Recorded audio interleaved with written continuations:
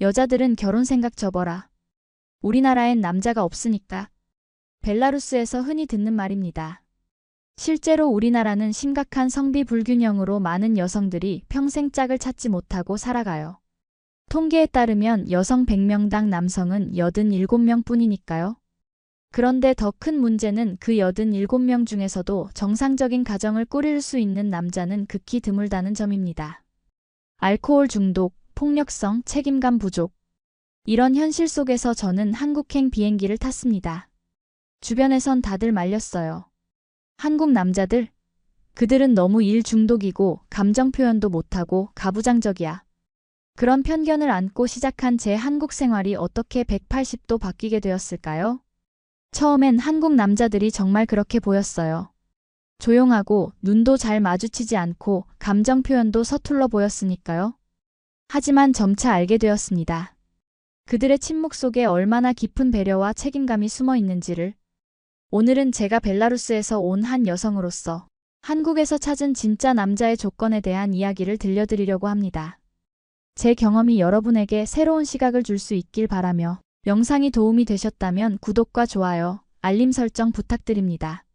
믿기 어렵겠지만 저희 나라에선 여자 10명에 남자 8명도 안 됩니다. 결혼을 하고 싶어도 만날 남자가 없어요. 아니, 정확히 말하자면 괜찮은 남자가 없습니다. 제 친구 마샤는 28살에 포기했어요. 네, 지금까지 본 벨라루스 남자 중에 결혼할 만한 사람 있었어? 물었을 때 제가 대답하지 못하니 그녀는 씁쓸하게 웃었죠. 나도 그래. 그러니 더 이상 기대하지 마. 저는 그 말을 듣고도 쉽게 포기할 수 없었습니다. 내 인생의 반쪽을 찾고 싶었거든요. 그런데 제 주변에는 알코올 중독에 빠진 남자들, 책임감 없는 남자들, 폭력적인 남자들만 있었습니다. 미래가 보이지 않았어요. 그러던 어느 날 유튜브 알고리즘이 저에게 한국 브이로그 하나를 추천했습니다. 한국에서 살고 있는 우크라이나 여성의 일상이었어요. 그녀가 보여주는 한국의 모습은 제가 알던 것과는 너무 달랐습니다. 깨끗한 거리, 밝은 네온사인, 24시간 문을 여는 편의점, 그리고 무엇보다 예의 바른 남자들. 한국 남자? 걔네는 성격도 별로고 감정 표현도 못해. 주변 사람들은 그렇게 말했지만 그 영상 속 한국은 완전히 다른 세상처럼 보였습니다. 그날부터 저는 한국어 공부를 시작했고 2년 후 마침내 교환학생으로 한국행 비행기에 몸을 실었습니다. 인천공항에 도착했을 때 저는 설렘과 두려움이 뒤섞인 감정이었습니다. 낯선 언어, 낯선 문화, 그리고 제가 가진 한국 남자에 대한 편견까지. 하지만 이제 와서 뒤로 물러설 순 없었습니다.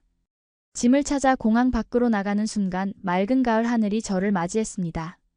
안녕하세요, 카티아 씨? 제 이름을 부르는 목소리에 고개를 돌렸습니다. 서울대학교 국제교류과에서 나온 여학생이었습니다. 저희가 픽업 나왔어요. 이쪽으로 오세요. 그녀의 친절한 미소에 조금 안심이 되었습니다. 그렇게 저는 한국 생활을 시작했습니다. 처음 몇 주는 적응하느라 정신없었어요. 음식은 너무 맵고 언어는 어렵고 사람들은 바빠 보였습니다. 특히 한국 남학생들은 제가 말을 걸어도 눈도 잘 마주치지 않고 대화를 이어가기 어려웠어요. 역시 그들은 내성적이고 표현을 못하는구나라고 생각했습니다. 그러던 어느 날 한국어 수업에서 조별 과제가 나왔습니다. 교수님이 조를 짜주셨는데 저는 한국 학생 3명과 한 조가 되었습니다. 그중 한 명이 지훈이었습니다. 처음 봤을 때 그는 조용하고 수줍어 보였습니다. 말수도 적고 눈도 잘 마주치지 않았어요. 전형적인 한국 남자구나 싶었습니다. 하지만 과제를 준비하면서 제가 얼마나 편견에 사로잡혀 있었는지 깨닫게 되었습니다. 지훈은 말이 적을 뿐 제가 한국어로 의사소통하기 어려울 때마다 끝까지 인내심을 갖고 들어주었습니다. 제가 실수해도 웃으며 괜찮아요, 잘하고 있어요 라고 말해주었죠. 그리고 놀랍게도 그는 제 의견을 항상 존중해 주었습니다. 어느 날 저녁 도서관에서 늦게까지 과제를 하다가 배가 고프다고 했더니 지훈이 조용히 말했습니다. 학교 근처에 맛있는 김치찌개 집이 있어요. 한번 가볼래요? 그것이 우리의 첫 번째 식사였습니다. 그리고 그 식사가 제 인생을 바꾸어 놓을 줄은 그때는 몰랐습니다. 김치찌개 집은 작고 아담했습니다. 빨간색 테이블보와 나무 의자, 그리고 가게 주인의 친절한 미소까지. 처음으로 진짜 한국의 일상을 느끼는 순간이었습니다. 지우는 자연스럽게 메뉴판을 설명해 주었습니다. 보통 한국에서는 음식을 함께 나눠 먹는 경우가 많아요. 김치찌개 하나 시키고 반찬은 원하는 대로 리필할 수 있어요. 제가 놀란 표정을 지었을 때 그는 미소를 지었습니다. 익숙하지 않으신가요? 벨라루스에서는 각자 자기 음식을 먹어요. 음식을 나눠 먹는 문화는 없거든요. 아, 그렇군요. 불편하시면 각자 시킬 수도 있어요. 아니에요. 새로운 경험이니까 한국식으로 해볼게요. 그렇게 우리는 김치찌개 하나를 나눠 먹었습니다. 처음에는 너무 매웠지만 지훈이 알려준 대로 밥과 함께 먹으니 정말 맛있었습니다. 식사를 마치고 계산할 때 제가 당연히 각자 낼 거라고 생각했는데 지훈이 모두 계산하려 했습니다. 아니에요. 제가 내야죠. 괜찮아요. 한국에서는 먼저 제안한 사람이 내는 경우가 많아요. 벨라루스에서도 보통 남자가 계산하긴 해요. 하지만 그건 데이트일 때고 우린 그냥 같이 공부하는 사이잖아요. 잠시 어색한 침묵이 흘렀습니다. 지훈의 얼굴이 살짝 붉어졌어요. 그냥 환영 인사로 생각해 주세요. 결국 그날은 지훈이 계산했고 다음에는 제가 한다는 약속을 했습니다. 그렇게 우리의 두 번째 만남이 예약된 셈이었죠. 다음 주 학교 근처 카페에서 다시 만났습니다. 이번에는 제가 계산하려고 했는데 지훈이 어색한 표정으로 주머니에서 카드를 꺼냈습니다. 카티아 씨, 한국에서는 여자가 계산하는 경우가 많지 않아요. 하지만 약속했잖아요. 공정해야 하지 않나요? 네, 맞아요. 그냥 한국 문화에 대해 알려드리고 싶었어요. 그 순간 저는 조금 화가 났습니다. 여자라고 무시하는 건가? 싶었거든요.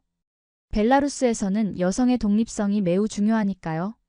결국 그날은 제가 계산했지만 기분이 썩 좋지 않았습니다.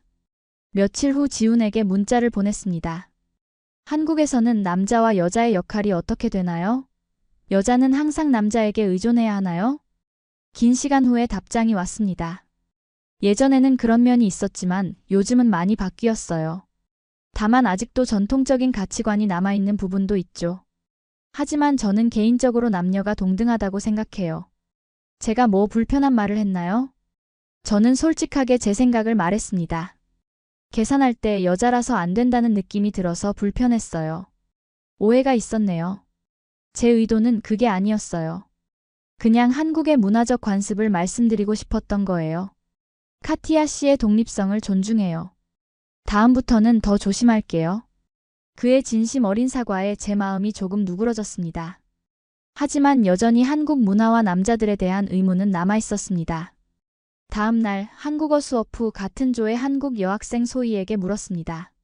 한국 남자들은 정말 여자를 존중해? 소희는 잠시 생각하더니 대답했습니다. 사람마다 다르지. 하지만 요즘 젊은 남자들은 많이 변했어. 특히 지우는 정말 좋은 사람이야. 너무 예민하게 생각하지 마. 그럼 데이트 비용은 어떻게 해? 항상 남자가 내. 처음에는 주로 남자가 내는 경우가 많지만 관계가 진행되면 더치페이 하는 경우도 많아. 요즘은 경제적으로 서로 부담 없는 관계를 선호하는 추세야. 소희의 말을 듣고 제 생각이 조금 바뀌었습니다. 어쩌면 제가 너무 단편적으로 판단했을지도 모르겠다는 생각이 들었습니다. 그날 저녁 기숙사로 돌아가는 길에 갑자기 폭우가 쏟아졌습니다. 우산도 없이 버스 정류장에서 발만 동동 구르고 있는데 누군가 다가왔습니다. 카티아 씨? 지훈이었습니다.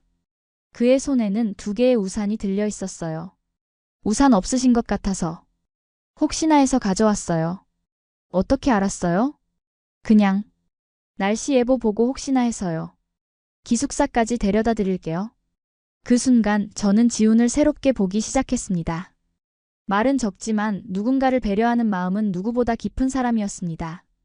함께 걸으면서 우리는 더 많은 이야기를 나누었고 서로를 조금씩 더 이해하게 되었습니다. 그러나 모든 것이 순탄했던 것은 아닙니다. 한국에서의 생활이 2달쯤 지났을 때 저는 여전히 적응하기 어려운 부분들이 있었습니다. 특히 한국 남자들의 모호한 태도가 혼란스러웠습니다. 지훈과 저는 자주 만났지만 그가 저에게 어떤 감정을 가지고 있는지 확실하지 않았습니다. 벨라루스에서는 남자가 여자에게 관심이 있으면 직접적으로 표현합니다. 꽃을 선물하거나 데이트 신청을 하거나 감정을 솔직하게 말하죠. 하지만 지우는 달랐습니다. 친절하고 배려심 있었지만 그것이 단순한 친절인지 더 깊은 감정인지 구분하기 어려웠습니다. 어느 날 소희에게 이 고민을 털어놓았습니다. 지훈이 나를 좋아하는 걸까? 아니면 그냥 외국인 친구로만 생각하는 걸까? 소희는 웃으며 말했습니다. 한국 남자들은 좀 수줍음이 많아. 특히 지훈 같은 경우는 더 그래. 네가 직접 물어보는 게 좋을 것 같아. 하지만 저에게는 그것도 어려운 일이었습니다. 거절당하면 어떡하지? 우리 사이가 어색해지면 어떡하지? 여러 생각이 머릿속을 맴돌았습니다. 그러던 중 지훈이 저를 한강공원으로 초대했습니다. 가을이 깊어가는 10월 한강은 아름다운 풍경을 자랑했습니다. 우리는 벤치에 앉아 이야기를 나누었습니다. 카티아 씨는 한국 생활이 어때요? 아직 적응 중이에요. 좋은 점도 많지만 이해하기 어려운 것들도 있어요. 어떤 부분이 가장 어려우세요? 잠시 고민하다가 솔직하게 말했습니다. 한국 남자들이요. 너무 읽기 어려워요. 지우는 조금 놀란 표정을 지었습니다. 어떤 의미에서요? 벨라루스에서는 남자들이 감정을 숨기지 않아요. 좋아하면 직접 표현하고 싫어해도 그냥 말해요. 하지만 한국 남자들은 너무 조심스러워요. 지우는 잠시 생각하더니 말했습니다. 한국에서는 감정을 너무 직접적으로 표현하는 것을 불편해하는 경우가 많아요. 특히 남자들은 더 그래요. 어릴 때부터 감정을 조절하라고 배우거든요. 그래서 누군가를 좋아해도 말하지 않는 건가요? 말하기도 하지만 시간이 필요한 경우가 많아요. 확신이 들 때까지. 그 대화는 저에게 새로운 관점을 주었습니다. 하지만 여전히 지훈의 마음은 알 수 없었습니다. 그날 헤어지며 저는 용기를 내서 물었습니다. 지훈 씨, 우리 그냥 친구예요? 아니면? 지훈의 얼굴이 붉어졌습니다. 그는 잠시 침묵하더니 조심스럽게 대답했습니다. 저는 카티아 씨를 많이 생각해요. 하지만 서두르고 싶지 않아요. 카티아 씨가 한국에 적응하는 게 더 중요하니까요. 그의 대답은 모호했지만 그날 밤 기숙사로 돌아오는 길에 저는 이상하게 마음이 따뜻해졌습니다. 하지만 다음 주 예상치 못한 일이 벌어졌습니다. 학교 국제교류 행사에서 벨라루스에 대해 발표하게 되었는데 한 남학생이 제게 직접적인 질문을 했습니다. 벨라루스 여자들은 한국 남자들을 어떻게 생각해요? 데이트하고 싶어요? 그 질문은 너무 갑작스러워서 당황했습니다. 발표장에 있던 사람들이 모두 저를 쳐다보는 것 같았습니다. 그 중에 지훈도 있었고요. 순간적으로 제가 대답했습니다. 벨라루스 여성들은 감정을 솔직하게 표현하는 남자를 좋아해요. 한국 남자들은 너무 수동적이고 자신의 감정을 표현하지 못하는 것 같아요. 말을 마치자마자 후회했습니다. 지훈의 표정이 굳어지는 것을 보았거든요. 발표가 끝나고 그를 찾았지만 이미 자리를 떠난 후였습니다. 문자를 보냈지만 답장이 없었습니다. 다음 날 수업에서도 그는 제게 말을 걸지 않았습니다. 뭔가 잘못됐다는 것을 알았지만 어떻게 해야 할지 몰랐습니다. 소희에게 상황을 설명하자 그녀는 한숨을 쉬었습니다. 네가 모든 한국 남자를 그렇게 평가한 것처럼 들렸을 거야. 지훈은 너에게 자신의 감정을 조금씩 보여주려고 노력했는데 그걸 무시당한 것 같이 느꼈을 수도 있어. 저는 정말 미안한 마음이 들었습니다. 문화적 차이로 인한 오해가 이렇게 깊어질 수 있다는 것을 처음 깨달았습니다. 지훈과의 오해를 풀기 위해 노력하는 동안 저는 한국의 다른 면모들을 발견하게 되었습니다. 가장 놀라웠던 것은 여성으로서의 안전함이었습니다. 벨라루스에서는 밤에 혼자 다니는 것이 위험합니다. 특히 여성이라면 더욱 그렇죠. 하지만 서울은 달랐습니다. 늦은 밤에도 거리는 밝았고 사람들이 다녔으며 경찰들의 순찰도 자주 볼 수 있었습니다. 한 번은 새벽 1시에 도서관에서 공부를 마치고 기숙사로 돌아가는 길이었습니다. 벨라루스였다면 절대 혼자 걷지 않았을 시간이죠. 하지만 서울에서는 이상하게도 두렵지 않았습니다.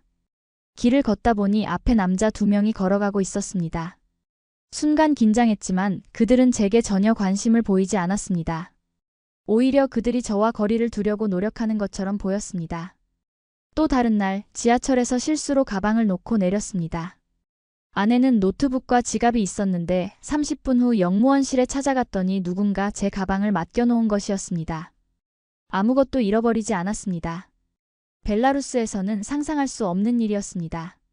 이런 경험들이 쌓이면서 저는 한국에 대한 인식이 바뀌기 시작했습니다. 특히 한국 사회의 시스템과 질서가 인상적이었습니다. 버스는 정확한 시간에 도착했고 음식점은 깨끗했으며 공공장소는 잘 관리되었습니다. 어느 날 홍대에서 쇼핑을 하다가 길을 잃었습니다. 영어로 길을 물었더니 한 고등학생으로 보이는 남학생이 자신의 목적지를 포기하고 저를 목적지까지 데려다 주겠다고 했습니다. 처음에는 의심스러웠지만 그 학생은 정말 순수하게 도움을 주려는 것이었습니다. 한국 사람들은 왜 이렇게 친절해요? 제가 물었습니다. 그냥 당연한 거 아닌가요? 외국인이 우리나라에서 어려움을 겪고 있으면 도와줘야죠. 이런 경험들은 제게 큰 감동을 주었습니다. 그리고 점점 제가 한국에 대해 많은 편견을 가지고 있었다는 것을 깨닫게 되었습니다. 특히 한국 남자들에 대한 저의 인식은 완전히 잘못되었다는 것을요. 여전히 지훈과의 문제를 해결하지 못한 채 저는 그를 더 이해하려고 노력했습니다. 한국 드라마를 보기 시작했고 한국 역사에 대한 책도 읽었습니다. 그러면서 유교 문화가 한국 사회에 미친 영향과 공동체를 중시하는 가치관이 어떻게 형성되었는지 조금씩 이해하게 되었습니다. 소희와 점심을 먹으면서 제가 물었습니다.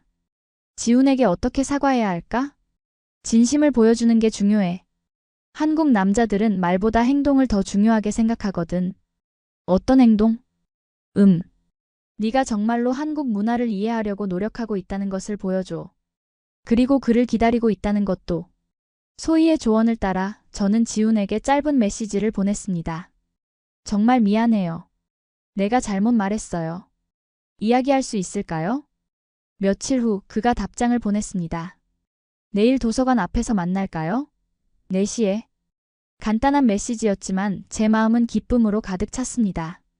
다음 날 저는 긴장된 마음으로 도서관 앞에서 지훈을 기다렸습니다. 그가 나타났을 때 저는 너무 기뻐서 달려가 그를 안을 뻔했습니다. 하지만 한국에서는 그런 행동이 어색할 수 있다는 것을 알고 있었기에 참았습니다. 기다렸어요? 지훈이 물었습니다. 아니요, 방금 왔어요. 시간 내줘서 고마워요. 우리는 캠퍼스 주변을 걸으며 이야기했습니다. 처음에는 어색했지만 점점 편안해졌습니다. 정말 미안해요, 지훈 씨. 내가 한국 남자들에 대해 너무 일반화해서 말했어요. 특히 지훈 씨는 정말 배려심 많고 좋은 사람인데. 지훈은 잠시 생각하더니 말했습니다. 사실 처음에는 많이 속상했어요. 내가 카티아 씨에게 최선을 다하고 있다고 생각했는데 그게 전혀 전해지지 않은 것 같아서요. 내 잘못이에요. 문화적 차이를 이해하지 못했어요. 벨라루스에서는 감정 표현이 더 직접적이라서 지훈 씨의 배려를 알아차리지 못했어요. 지훈은 미소를 지었습니다. 저도 반성해요. 제가 더 분명하게 표현할 수 있었는데 너무 조심스러웠던 것 같아요. 왜 그렇게 조심스러웠어요? 카티아 씨가 불편해할까 봐요. 외국인이고 한국 문화에 적응하는 중이고 제가 너무 다가가면 부담스러울 것 같았어요. 그 말에 제 마음이 따뜻해졌습니다. 지훈은 정말 제 상황을 생각하고 있었던 거예요. 제가 낯선 환경에 적응하는 것을 배려해주고 있었던 겁니다. 그런 마음이었구나. 제가 작은 목소리로 말했습니다. 우리는 한강공원 벤치에 앉았습니다. 가을 햇살이 강물에 반짝이는 모습이 아름다웠습니다. 사실 카티아 씨를 처음 봤을 때부터 관심이 있었어요. 지훈이 조용히 말했습니다. 하지만 외국인 여성들은 한국 남자에게 관심이 없다고 들었거든요. 그건 또 어디서 들은 거예요? 제가 놀라서 물었습니다. 인터넷이나 주변 이야기. 외국 여성들은 한국 남자를 너무 소극적이고 로맨틱하지 않다고 생각한다고요. 저는 웃음이 나왔습니다. 그건 편견이에요. 벨라루스 여자들도 다 달라요. 나도 처음에는 한국 남자들에 대한 편견이 있었지만 지훈 씨를 알게 되면서 많이 바뀌었어요. 지훈의 얼굴에 미소가 번졌습니다. 정말요? 네, 정말이에요. 지훈 씨는 말은 적지만 행동으로 많은 것을 보여줘요. 그리고 그 행동들이 정말 따뜻하고 배려심 있어요. 카티아 씨도 정말 특별해요. 용기 있고 솔직하고 한국에 와서 모든 것을 새롭게 배우려고 노력하는 모습이 멋있어요. 그렇게 우리는 서로에 대한 진심을 조금씩 나누기 시작했습니다. 그날 저녁 지우는 저를 기숙사까지 데려다 주었습니다. 내일도 만날 수 있을까요? 헤어지기 전 지훈이 물었습니다. 물론이죠. 내일 어디서 만날까요? 경복궁에 가보실래요? 한국의 역사와 문화를 보여드리고 싶어요. 좋아요. 정말 기대돼요. 다음 날 지우는 약속 시간보다 30분 일찍 도착해 있었습니다. 손에는 작은 선물 상자를 들고 있었습니다.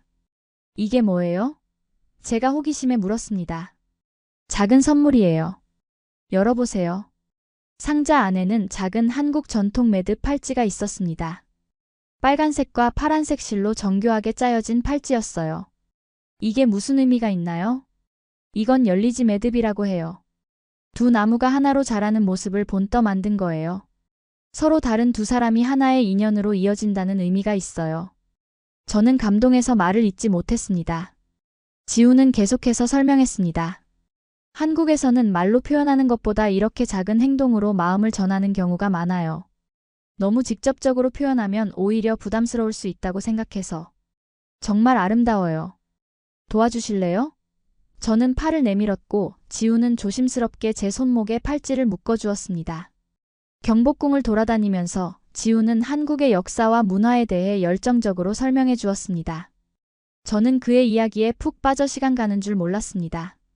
그날 하루가 제 인생에서 가장 특별한 날 중 하나로 기억됩니다.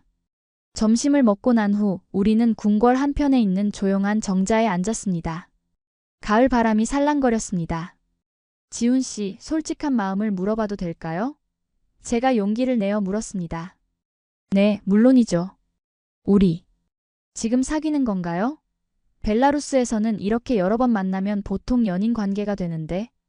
지우는 잠시 생각하더니 대답했습니다. 한국에서는 보통 명확하게 고백을 하고 상대방이 받아들여야 연인이 돼요. 하지만 제 마음은 이미 카티아 씨에게 있어요. 그럼 지금 고백하는 거예요? 지훈의 얼굴이 붉어졌습니다. 네. 카티아 씨가 받아주신다면 저는 정말 기쁠 것 같아요. 그 순간 저는 벨라루스에서는 상상할 수도 없었던 행복을 느꼈습니다. 어쩌면 이것이 제가 한국에 온 진짜 이유일지도 모른다는 생각이 들었습니다. 지훈과 연인 관계가 되고 난 후 우리는 더 많은 시간을 함께 보냈습니다. 하지만 문화적 차이로 인한 작은 충돌들이 여전히 있었습니다. 어느 날 지훈의 친구들과 함께 식사를 하게 되었습니다. 저는 벨라루스식으로 화려하게 차려입고 선물도 준비해 갔습니다. 하지만 모임에서 저는 몇 가지 문화적 차이를 느꼈습니다. 첫째, 한국에서는 연인이라도 친구들 앞에서 스킨십을 거의 하지 않았습니다. 벨라루스에서는 연인끼리 자연스럽게 손을 잡거나 안기도 하는데 지우는 공공장소에서 그런 행동을 꺼렸습니다. 둘째, 대화 방식이 달랐습니다. 저는 직접적으로 제 의견을 말하는 편이었는데 지훈의 친구들은 종종 놀란 표정을 지었습니다. 특히 정치나 사회 문제에 대한 제 솔직한 의견이 불편해 보이는 눈치였죠. 모임이 끝나고 지훈에게 물었습니다. 내가 뭔가 잘못했어? 아니요, 그런 건 아니에요. 그냥 한국에서는 처음 만나는 사람들과는 조금 더 조심스럽게 이야기하는 편이에요. 특히 민감한 주제는 더 그래요. 그리고 왜 내 손을 안 잡아줬어? 내가 손을 내밀었는데. 지훈은 조금 당황한 표정을 지었습니다. 미안해요. 한국에서는 친구들 앞에서 그런 행동을 잘 안 해서. 습관적으로 그랬어요. 저는 조금 실망했지만 이해하려고 노력했습니다. 우리나라에서는 사랑하는 사람이라면 어디서든 표현해요. 숨기지 않아요.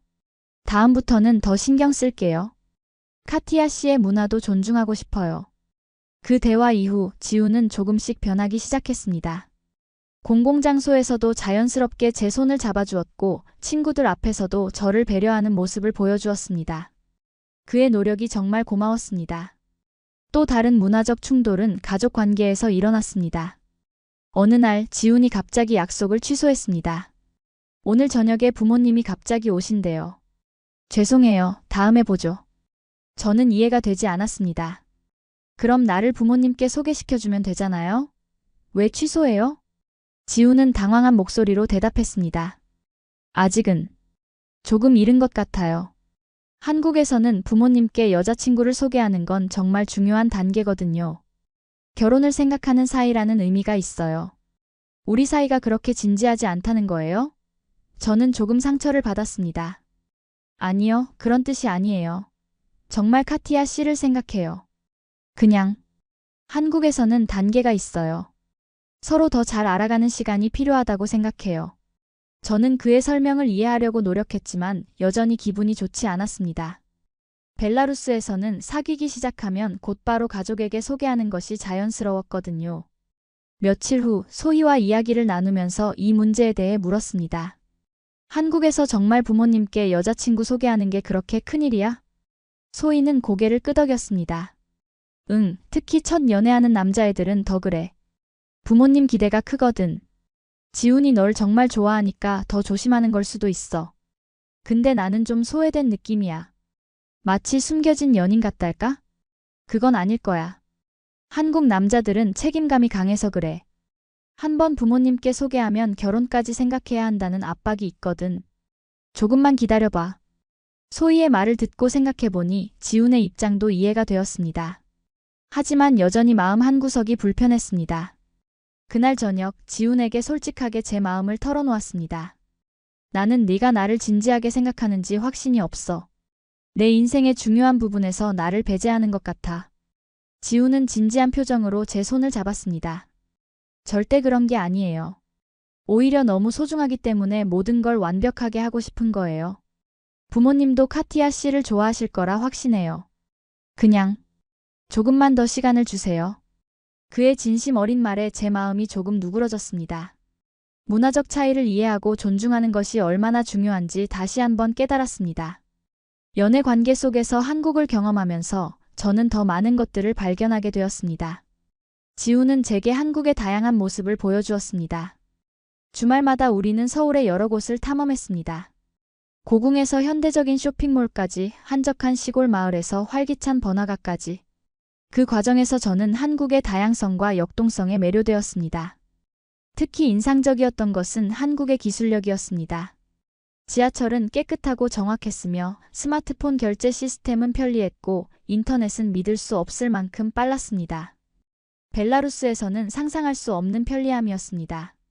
한국이 어떻게 이렇게 빨리 발전할 수 있었어요? 어느 날 남산타워에서 서울 전경을 바라보며 물었습니다. 지훈은 잠시 생각하더니 대답했습니다. 전쟁 후에 아무것도 없었어요. 하지만 모든 사람들이 더 나은 미래를 위해 함께 노력했죠. 교육을 중시하고 끊임없이 혁신하려고 했어요. 그게 한국의 힘이라고 생각해요. 그의 말에서 자부심을 느낄 수 있었습니다. 그리고 저도 점점 한국에 대한 애정이 생기기 시작했습니다. 어느 날 지훈의 제안으로 부산으로 당일치기 여행을 갔습니다. KTX를 타고 불과 2시간 30분 만에 서울에서 부산까지 이동했습니다. 그 속도와 편안함에 놀랐습니다. 벨라루스에서는 이런 거리면 최소 6시간은 걸릴 거예요. 게다가 기차도 이렇게 편안하지 않고요. 부산에서 우리는 해운대 해변을 걷고 자갈치 시장에서 신선한 해산물을 먹었습니다. 시장 상인들은 저를 보고 호기심 어린 눈으로 쳐다보다가 금방 친절하게 대해주었습니다. 외국인이세요? 어느 나라에서 오셨어요? 한 할머니가 물었습니다. 벨라루스에서 왔어요. 제가 대답했습니다. 아이고, 먼 데서 왔네. 우리나라 음식은 어때요? 정말 맛있어요. 특히 해산물이 신선해서 좋아요. 할머니는 웃으시며 조금 더 많은 양의 회를 담아주셨습니다. 서비스예요. 한국 남자친구랑 잘 지내요.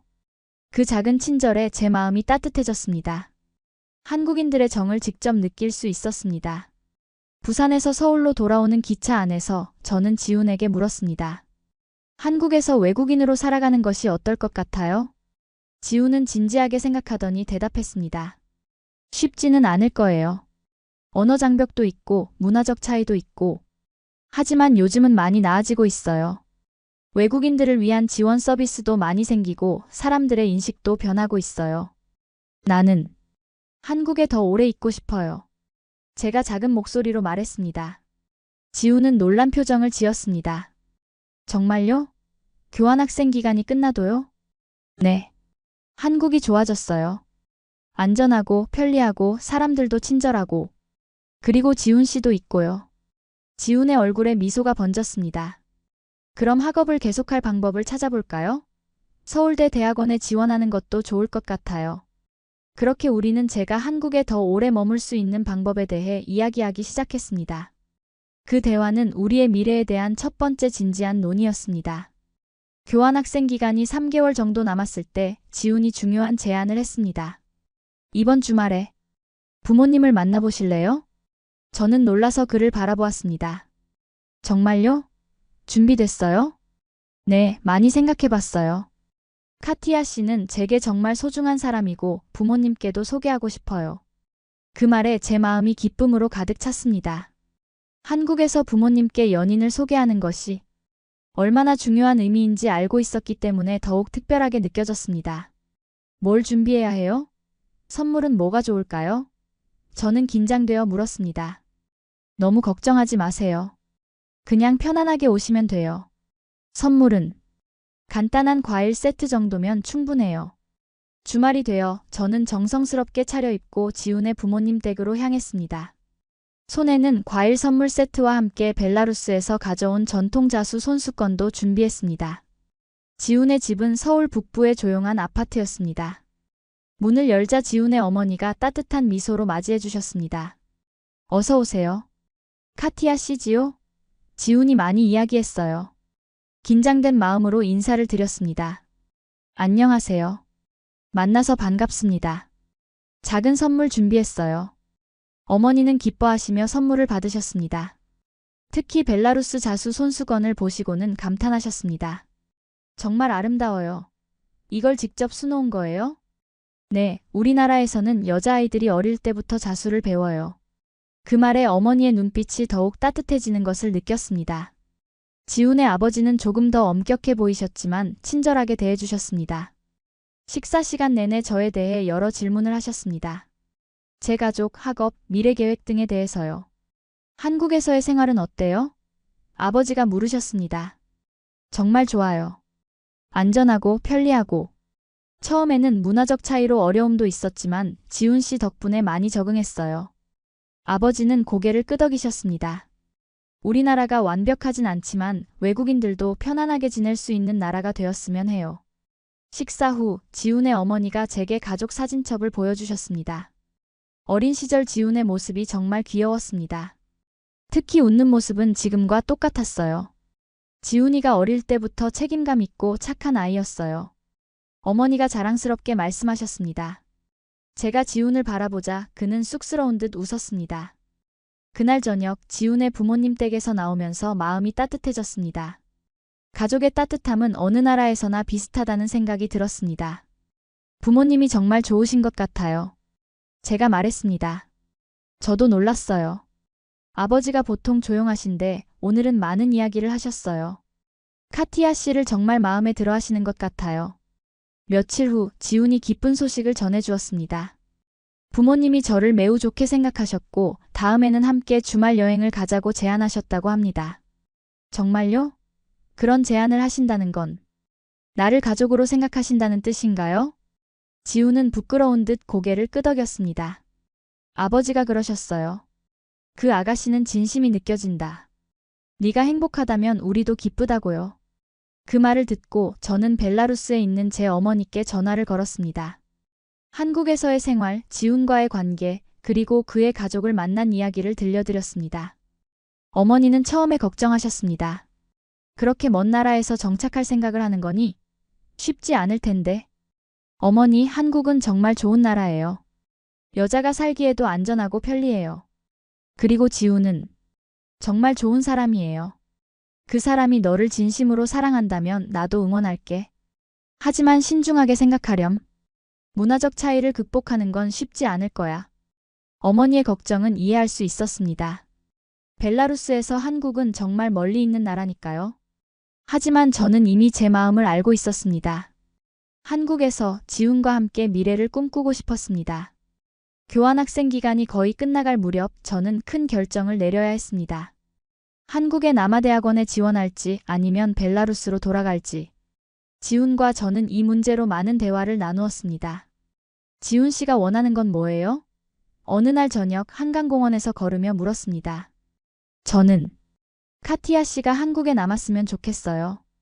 하지만 그건 카티아 씨의 인생이니까 스스로 결정해야 해요. 무엇이 가장 행복할지 생각해 보세요.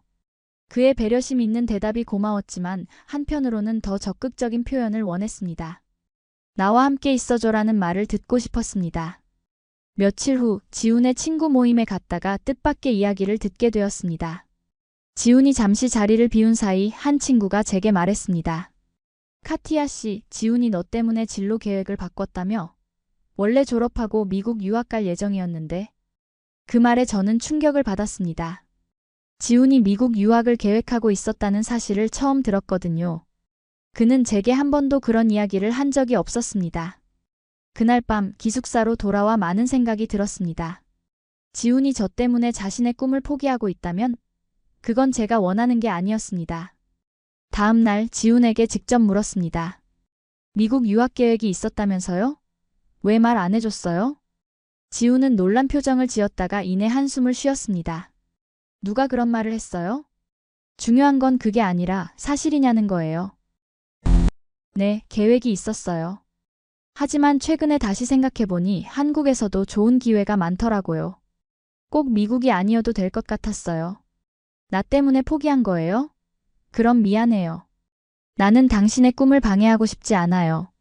지훈은 제 손을 잡았습니다. 카티아 씨, 그건 제 선택이에요. 억지로 한 결정이 아니라 정말 고민해서 내린 결정이에요. 사실 카티아 씨를 만나고 나서 제 가치관이 많이 바뀌었어요. 꼭 해외가 아니어도 행복할 수 있다는 걸 깨달았거든요.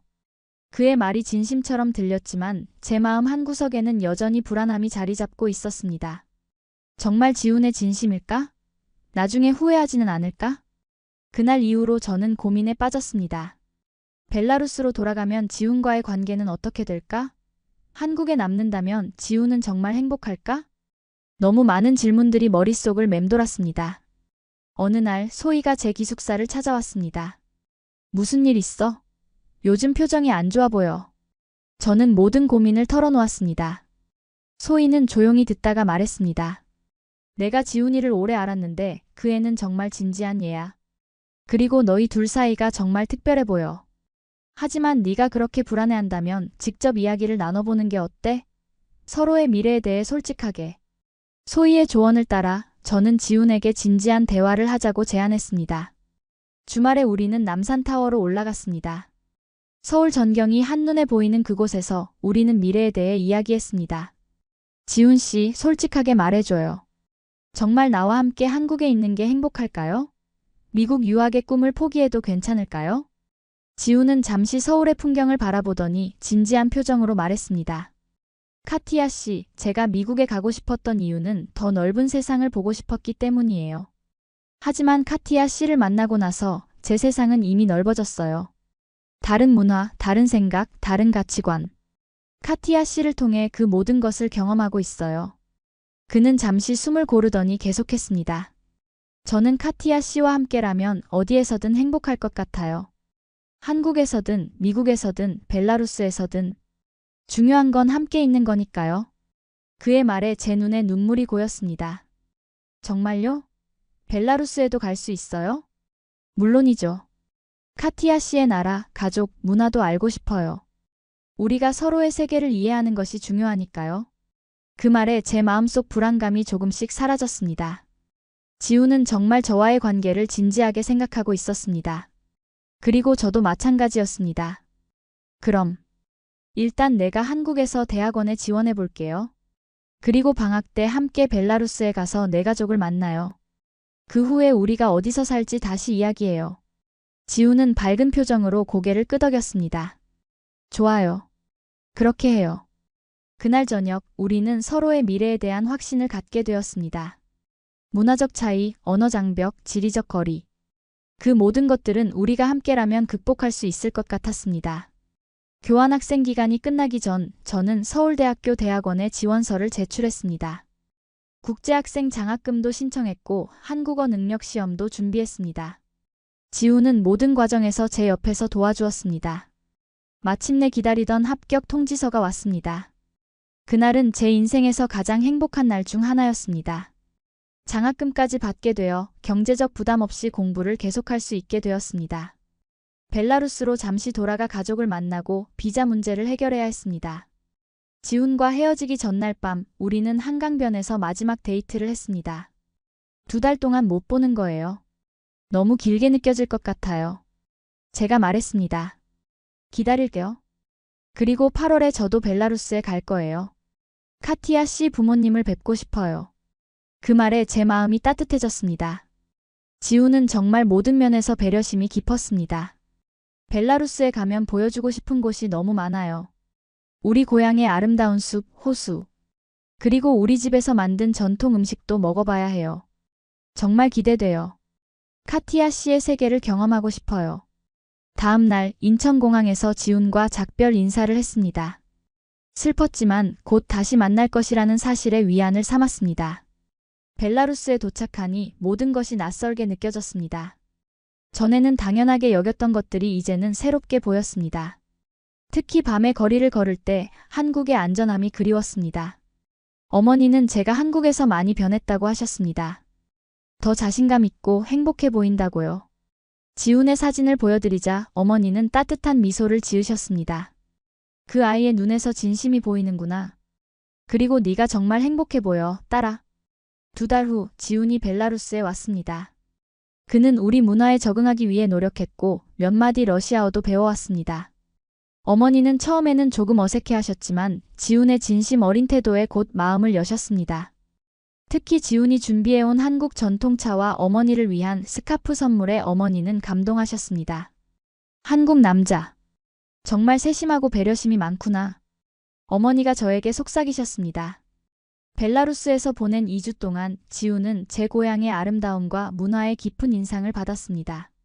그리고 저는 그를 통해 제 나라를 새롭게 보게 되었습니다.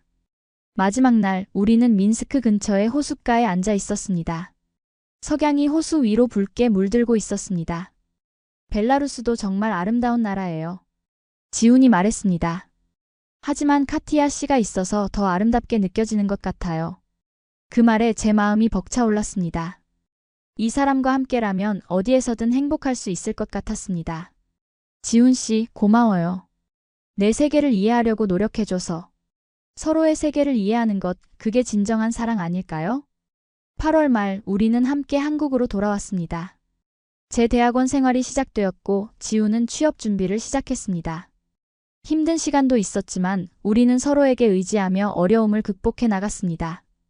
1년 후 지훈이 대기업에 취업하게 되었고 저는 대학원에서 좋은 성적을 유지하며 한국어 실력도 크게 향상되었습니다. 우리의 관계는 더욱 깊어졌고 미래에 대한 계획도 구체적으로 세우기 시작했습니다. 어느 날 지훈이 한강공원으로 저를 초대했습니다. 우리가 처음 진지한 대화를 나눴던 그 벤치였습니다. 가을 바람이 살랑거리는 저녁, 지훈은 무릎을 꿇고 작은 상자를 꺼냈습니다. 카티야, 당신은 제 인생을 완전히 바꿔놓았어요. 서로 다른 문화, 다른 언어, 다른 배경에도 불구하고 우리는 서로를 이해하고 사랑할 수 있었어요. 그 여정이 항상 쉽지는 않았지만 당신과 함께라면 어떤 어려움도 이겨낼 수 있을 것 같아요. 제 아내가 되어주실래요? 눈물이 흘러내렸습니다. 한국에 온 지 2년, 그 시간 동안 저는 완전히 다른 사람이 되었습니다. 더 강해지고, 더 이해심이 깊어지고, 더 행복해졌습니다. 그리고 그 모든 변화의 중심에는 지훈이 있었습니다. 네, 정말 그러고 싶어요. 우리의 약혼 소식은 양가 가족 모두에게 기쁨을 안겨주었습니다. 결혼식은 한국과 벨라루스의 전통을 모두 담아 준비하기로 했습니다. 서로의 문화를 존중하고 조화롭게 융합하는 것, 그것이 우리 관계의 본질이었으니까요. 지금 저는 한국에서 새로운 삶을 살고 있습니다. 때로는 고향이 그립고 문화적 차이로 어려움을 겪기도 합니다. 하지만 매일 아침 일어날 때마다 제가 내린 선택에 감사함을 느낍니다. 벨라루스에서는 상상도 못했던 안전함, 편리함, 그리고 무엇보다 진정한 사랑을 한국에서 찾았으니까요. 그리고 이제 저는 다른 외국 여성들에게도 제 경험을 나누고 싶습니다. 한국은 결코 완벽한 나라가 아니지만 여성이 존중받고 안전하게 살 수 있는 곳입니다. 제 친구들도 하나둘씩 한국에 관심을 갖기 시작했습니다. 그 남자 소개 좀 해줘. 나도 한국 가볼까? 이제 벨라루스에서 한국은 더 이상 먼 나라가 아닙니다.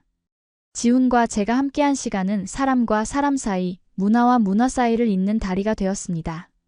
그리고 그 다리 위에서 수많은 사람들이 새로운 인생을 시작하려 하고 있습니다.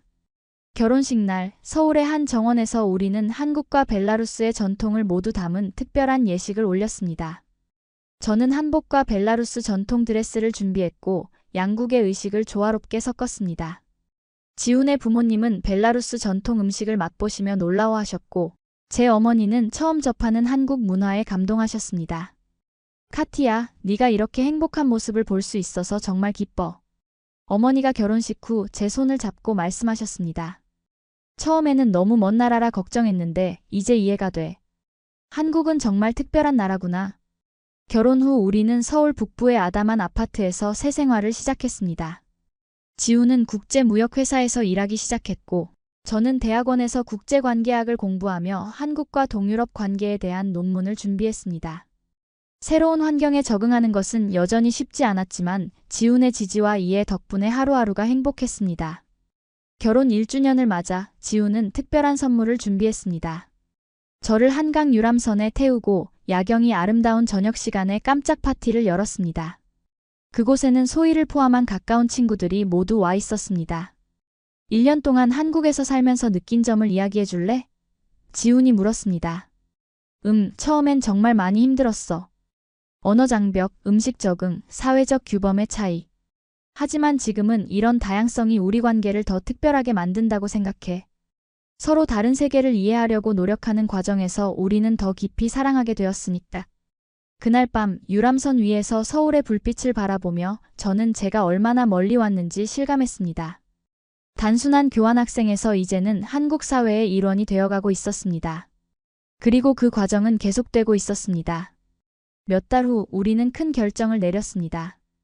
벨라루스와 한국을 잇는 작은 문화교류센터를 설립하기로 한 것입니다. 제 경험과 지훈의 사업 감각을 결합해 양국의 문화와 언어를 배우고 싶어하는 사람들을 위한 공간을 만들었습니다. 카티아 컬처 브리지라는 이름의 이 작은 센터는 강남의 조용한 골목에 문을 열었습니다. 처음에는 한국인들에게 벨라루스 문화와 러시아어를 가르치는 소규모 클래스로 시작했지만 점차 인기를 얻으며 벨라루스 사람들에게 한국 문화를 소개하는 프로그램도 추가했습니다. 센터를 운영하면서 저는 놀라운 사실을 발견했습니다. 많은 한국 여성들이 벨라루스를 포함한 동유럽에 관심을 갖고 있다는 것입니다. 그들은 제게 물었습니다. 벨라루스 남자들은 어떤가요? 한국 남자들과 많이 다른가요? 이런 질문을 받을 때마다 저는 미소를 지으며 대답했습니다. 모든 남자들은 다 달라요. 국적보다 중요한 건 그 사람의 인격이에요. 저는 한국에서 세상에서 가장 배려심 깊은 남자를 만났지만 다른 누군가는 벨라루스에서 자신의 운명을 찾을 수도 있어요. 센터가 성장하면서 우리는 양국 대학생들의 교환 프로그램도 시작했습니다. 한국 학생들이 벨라루스로, 벨라루스 학생들이 한국으로 오는 기회를 제공했습니다. 그 중에는 저처럼 인생이 바뀌는 경험을 하는 학생들도 있었습니다.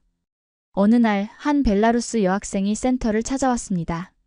그녀는 한국에서 교환학생으로 지내며 한국 남자친구를 사귀게 되었는데 문화적 차이로 갈등을 겪고 있었습니다.